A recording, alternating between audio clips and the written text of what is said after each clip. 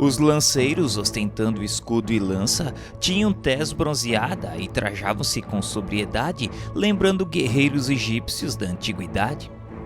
E chefiando a expedição, destacava-se varão respeitável, o qual trazia avental branco e insígnias de médico a par da cruz já referida. Cobria-lhe a cabeça, porém, em vez do gorro característico, um turbante hindu, cujas dobras eram atadas à frente pela tradicional esmeralda, símbolo dos esculápios.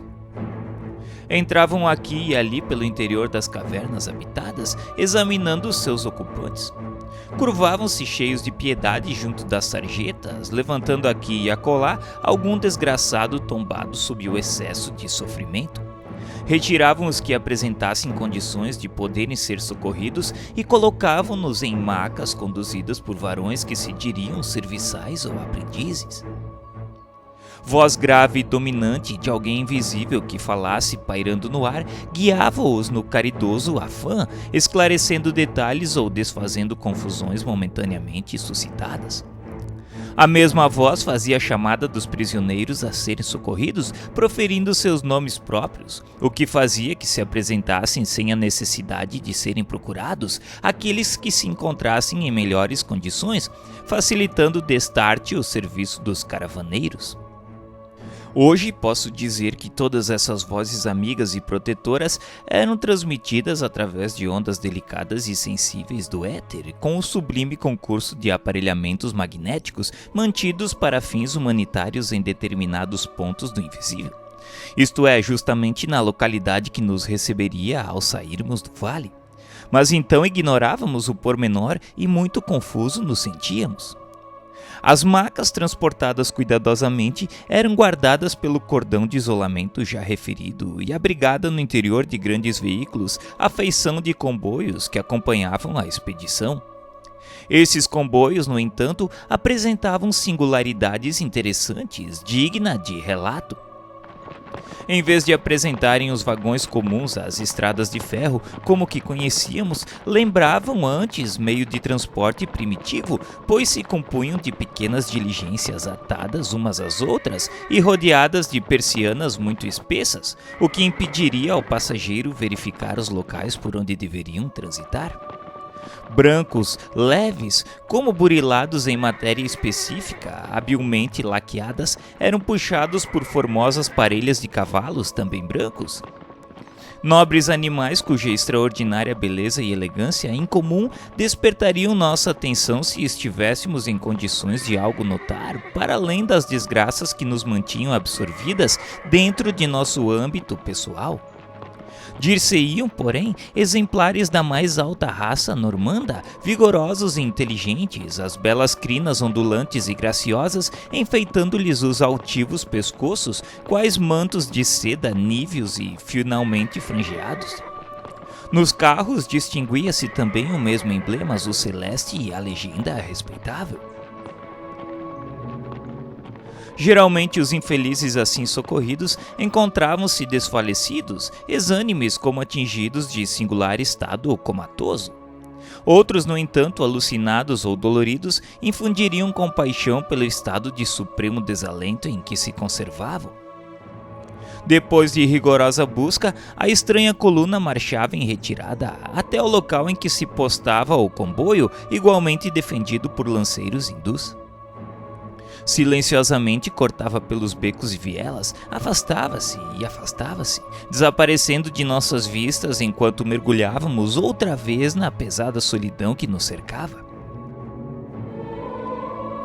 Em vão clamavam por socorro os que se sentiam preteridos, incapacitados de compreenderem que, se assim sucedia, era porque nem todos se encontravam em condições vibratórias para emigrarem para regiões menos hostis. Em vão suplicavam justiça e compaixão ou se amotinavam revoltados, exigindo que os deixassem também seguir com os demais.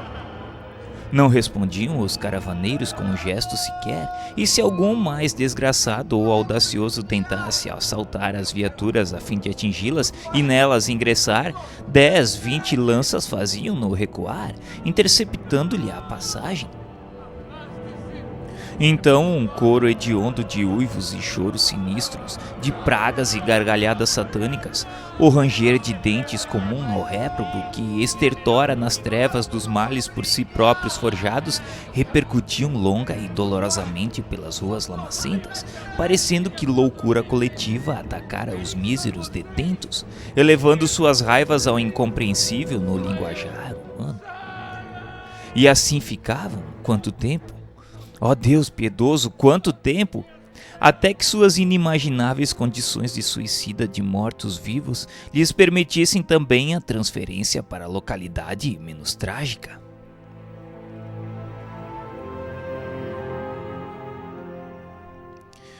Em geral, aqueles que se arrojam ao suicídio para sempre esperam livrar-se dos dissabores julgados insuportáveis, de sofrimentos e problemas considerados insolúveis, pela tibieza da vontade deseducada, que se acovarda em presença, muitas vezes, da vergonha, do descrédito ou da desonra, dos remorsos deprimentes postos a enxovalharem a consciência, consequências de ações praticadas à revelia das leis do bem e da justiça.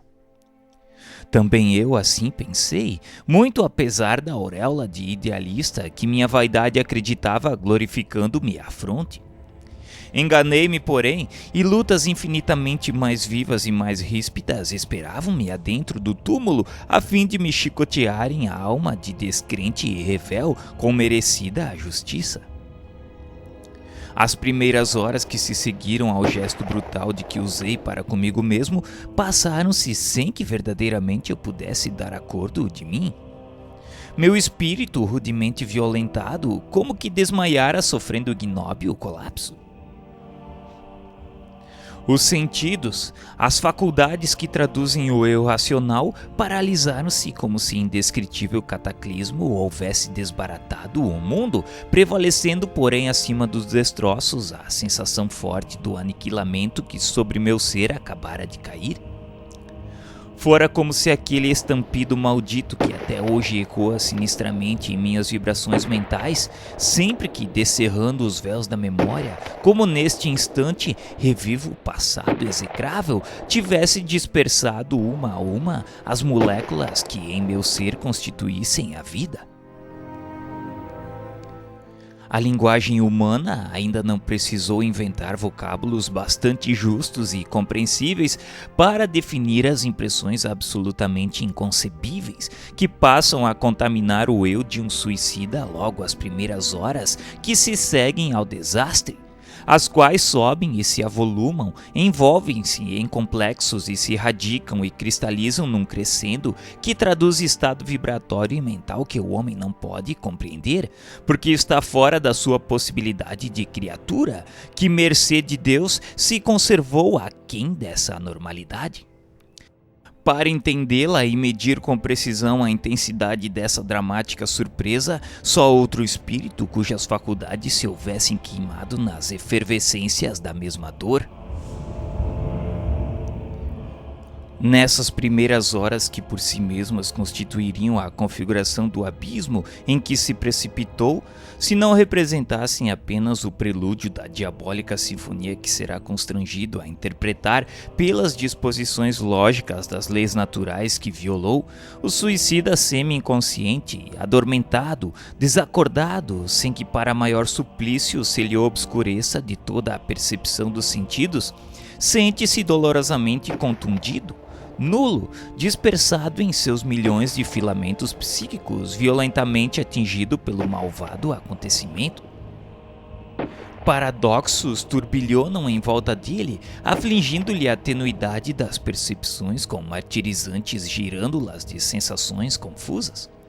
Perde-se no vácuo, ignora-se, não obstante aterra-se, acovarda-se.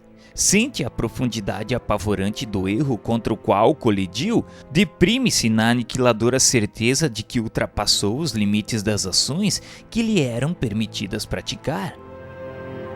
Desnorteia-se, entrevendo que avançou demasiadamente para além da demarcação traçada pela razão. É o traumatismo psíquico, o choque nefasto que o dilacerou com suas tenazes inevitáveis.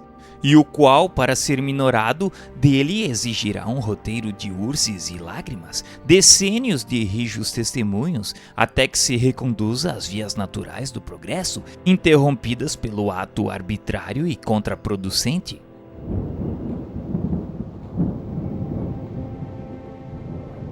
Pouco a pouco, senti ressuscitando das sombras confusas em que mergulhei meu pobre espírito após a queda do corpo físico, o atributo máximo que a paternidade divina impôs sobre aqueles que no decorrer dos milênios deverão refletir sua imagem e semelhança: a consciência, a memória, o divino dom de pensar. Senti-me enregelar de frio, tiritava. Impressão incômoda de que vestes de gelo se me apegavam ao corpo provocou-me inavaliável mal-estar.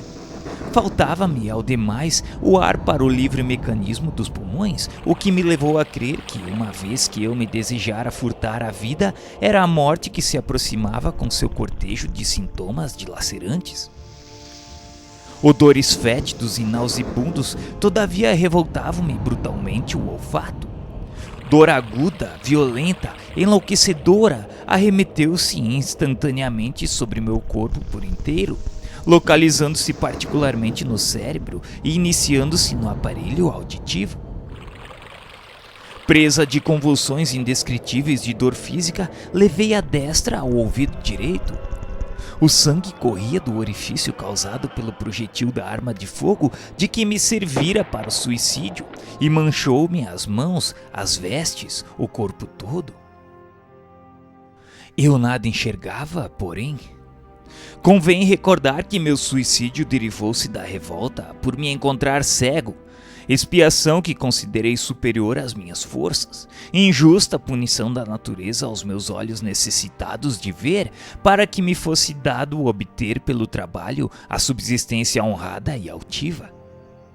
Sentia-me, pois, ainda cego, e para cúmulo do meu estado de desorientação, encontrava-me ferido. Tão somente ferido e não morto, porque a vida continuava em mim como antes do suicídio. Passei a reunir ideias, malgrado meu. Revi minha vida em retrospecto até a infância e sem mesmo omitir o drama do último ato, programação extra sob minha inteira responsabilidade. Sentindo-me vivo, averiguei consequentemente que o ferimento que em mim mesmo fizera, tentando matar-me, fora insuficiente, aumentando assim os já tão grandes sofrimentos que desde longo tempo me vinham perseguindo a existência. Supus-me preso a um leito de hospital ou em minha própria casa, mas a impossibilidade de reconhecer o local, pois nada via, os incômodos que me afligiam, a solidão que me rodeava entraram a me angustiar profundamente, enquanto lúgubres pensamentos me avisavam de que acontecimentos irremediáveis se haviam confirmado. Bradei por meus familiares, por amigos que eu conhecia, afeiçoados bastante para que me acompanharem em momentos críticos. O mais surpreendente silêncio continuou, enervando-me. Indaguei mal-humorado por enfermeiros, por médicos que possivelmente me atenderiam, dado que me não encontrasse em minha residência e sim retido em algum hospital.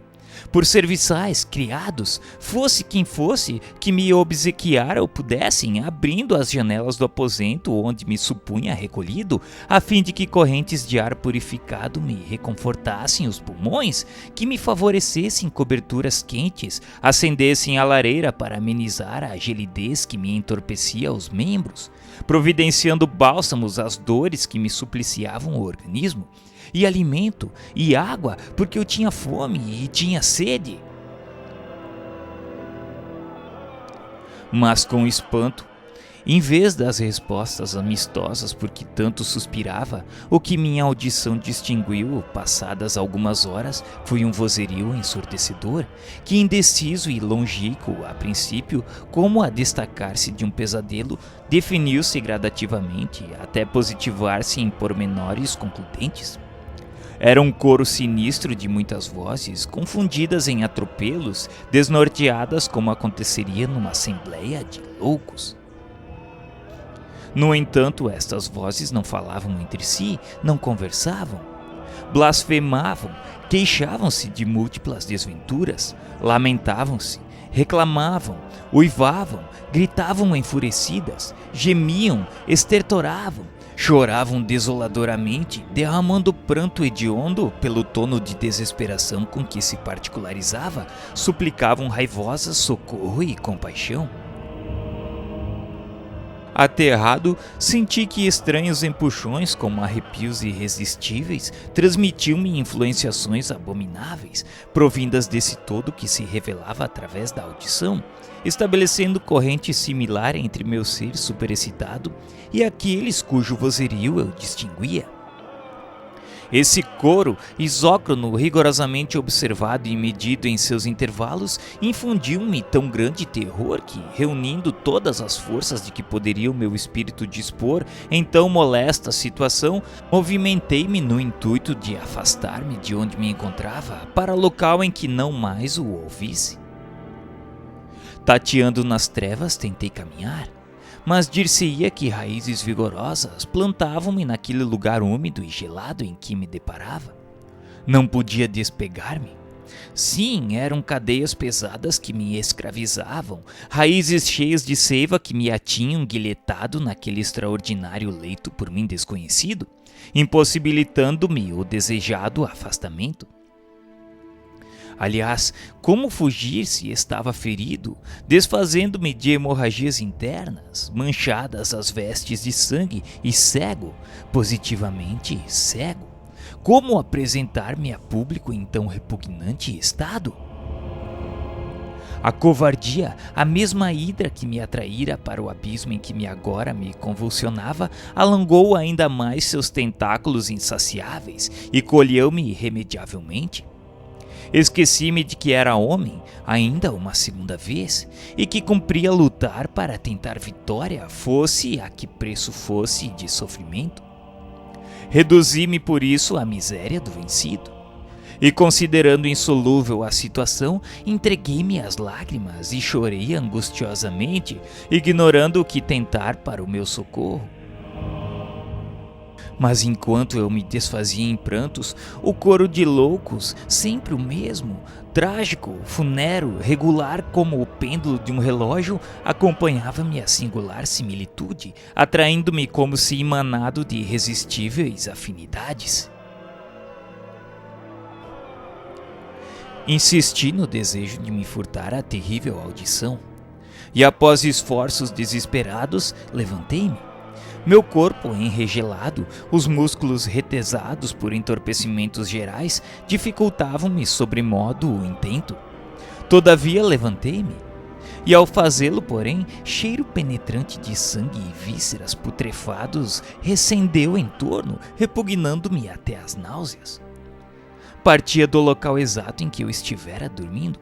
Não compreendia como poderia cheirar tão desagradavelmente o leito onde me achava.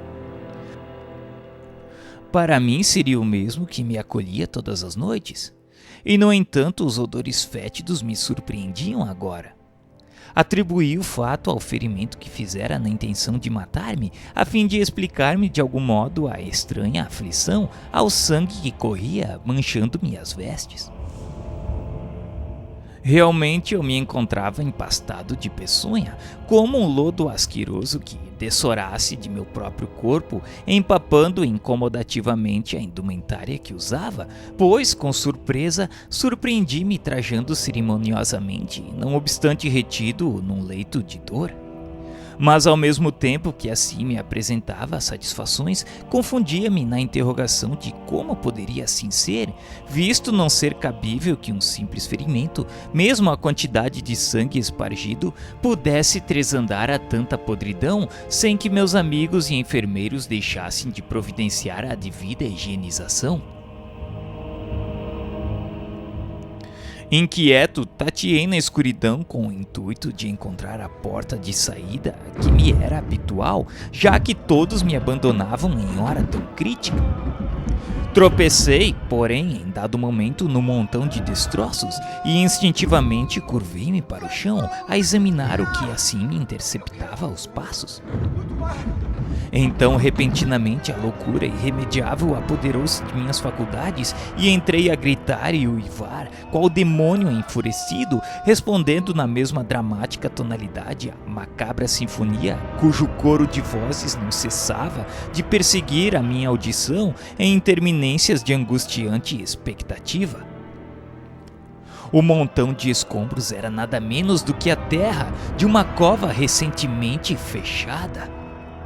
Não sei como, estando cego, pude entrever em meio às sombras que me rodeavam o que existia em torno.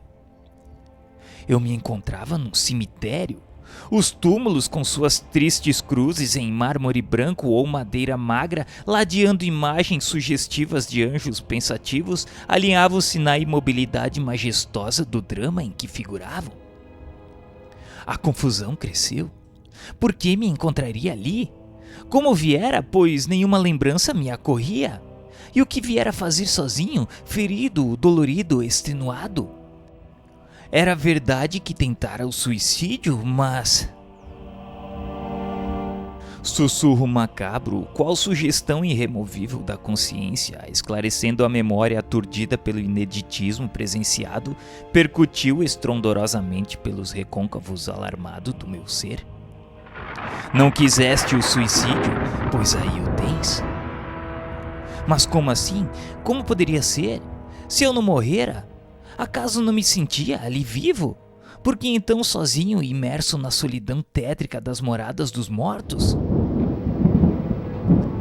Os fatos irremediáveis, porém, impõem-se aos homens como aos espíritos com majestosa naturalidade.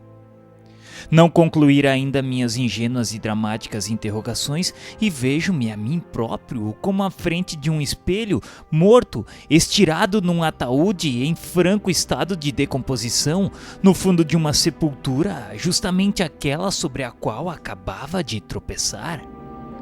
Fugi espavorido, desejoso de ocultar-me de mim mesmo, obsidiado pelo mais tenebroso horror, enquanto gargalhadas estrondosas de indivíduos que eu não lograva enxergar explodiam atrás de mim, e o coro nefasto perseguia meus ouvidos torturados para onde quer que eu me refugiasse.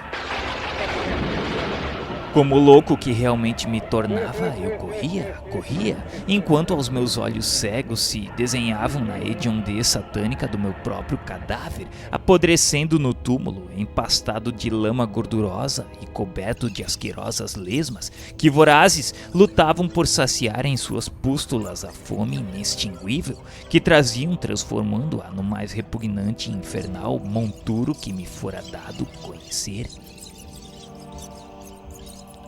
Quis furtar-me à presença de mim mesmo, procurando incidir no ato que me desgraçara.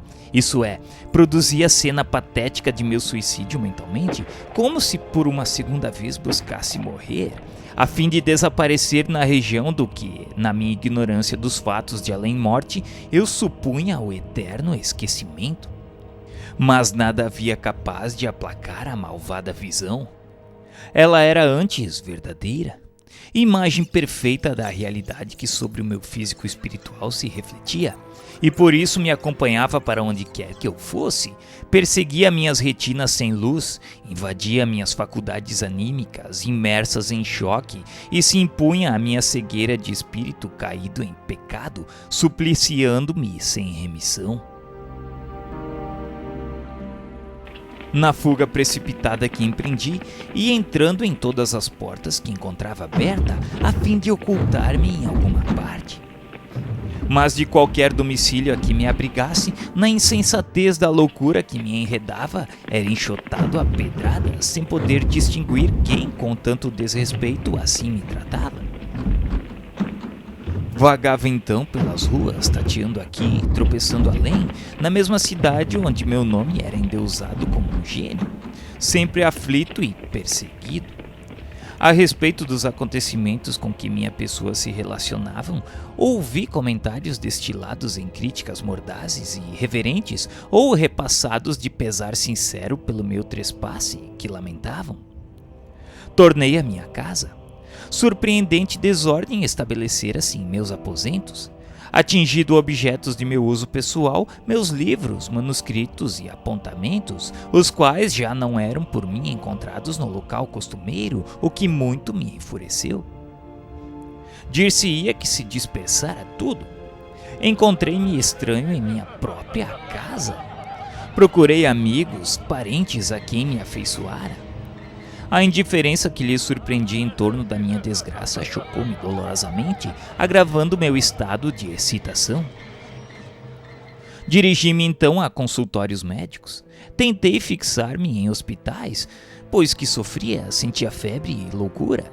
Supremo mal-estar torturava meu ser, reduzindo-me a desolador estado de humilhação e amargura. Mas a toda parte que me dirigia, sentia-me insocorrido, negavam-me atenções, despreocupados e indiferentes todos ante a minha situação. Em vão, objurgatórias azedas saíam de meus lábios, acompanhadas da apresentação por mim próprio feita do meu estado e das qualidades pessoais que meu incorrigível orgulho reputava irresistíveis. Pareciam alheios às minhas insistentes algaravias, ninguém me concedendo sequer o favor de um olhar. Aflito, insofrido, alucinado, absorvido meu ser pelas ondas de agoirantes amarguras, em parte alguma encontrava possibilidade de estabilizar-me, a fim de lograr conforto e alívio. Faltava-me alguma coisa irremediável? Sentia-me incompleto? Eu perdera algo que me deixava assim, entonteado, e essa coisa que eu perdera, parte de mim mesmo, atraía-me para o local em que se encontrava, com as irresistíveis forças de um ímã. Chamava-me imperiosa, irremediavelmente. E era tal a atração que sobre mim exercia, tal o vácuo que em mim produzira esse irreparável acontecimento, tão profunda a afinidade verdadeiramente vital que essa coisa me unia, que não sendo possível de forma alguma fixar-me em nenhum local para que me voltasse, tornei ao sítio tenebroso de onde viera, o cemitério.